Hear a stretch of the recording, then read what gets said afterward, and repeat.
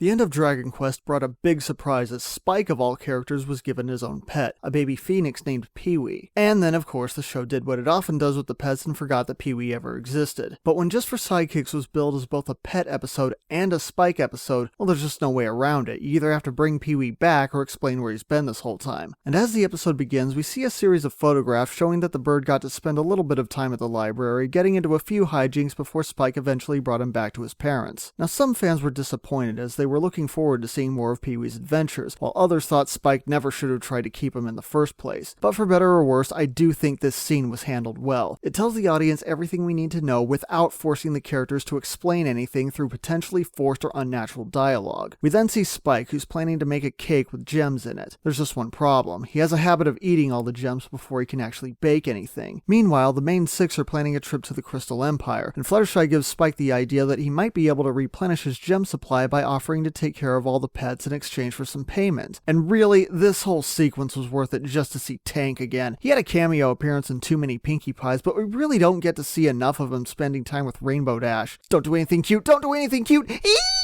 Okay, we're done. Unfortunately, Spike has his priorities entirely in the wrong place, so naturally everything goes to hell in a matter of seconds, with the biggest troublemaker being Angel. It's nice to know there's someone on the show who feels the same way about Angel that I do. At first, Spike tries to pass the pets off to the Cutie Mark Crusaders, which does a couple of things. It destroys my theory that Tank was really Scootaloo in disguise, but it also makes me wonder with Apple Bloom here, how did Spike convince Applejack to let him watch Winona? Why does he have to pay Apple Bloom to take care of her own dog, and why is he giving away Rarity's gem first? I know it's the smallest, but it's from Rarity. I figured he'd put a little higher priority on it than that. After that doesn't work out, he later passes by Big Macintosh and even has to bribe Granny Smith, who seems surprisingly okay with having her dog rolled up in a Katamari. Angel escapes again, and Spike follows him onto a train that also happens to be headed for the Crystal Empire. And as luck would have it, they arrive just in time for the main six to leave. Spike and company try to hide, and Angel's about to give them away, but reconsiders when Spike finally admits that he hasn't been a very good caretaker, and that he should have spent more time actually taking care of them instead of collecting gems and ignoring hugs from Fluttershy. What the hell is wrong with you, man? Okay, it's a nice try, but while everything that Spike says is true, Angel was acting like an asshole way before most of this stuff even became an issue. Though I guess it does make sense that Spike would basically have to kiss his ass just to make him behave. Frankly, I really like this episode. It was great seeing all the pets interact, and I really think that's all it was aiming for. I even liked all the little squeaky sounds that Angel made. It just goes to show even he can be cute when he's suffering. But on top of that, it actually kept me guessing a lot of the time. Going into this, I definitely wasn't expecting that this would also be a Cutie Mark Crusaders episode, and I really wasn't expecting that we would actually see the Crystal Empire again. My biggest problem, unfortunately, is with Spike. It seems like most of the season, the writers have had a really hard time doing anything interesting with him. At least in the season premiere, we got to see more of his bond with Twilight, and he even got to save the day for once. Heck, he even saved the day in Spike at Your Service. But here, he's just so focused on the cake and the gems that I was just never able to care or connect with him. Though at the very least, most of his actions here are in character, which automatically makes this episode way better than Spike at Your Service. And like I said, the rest of it's very enjoyable too.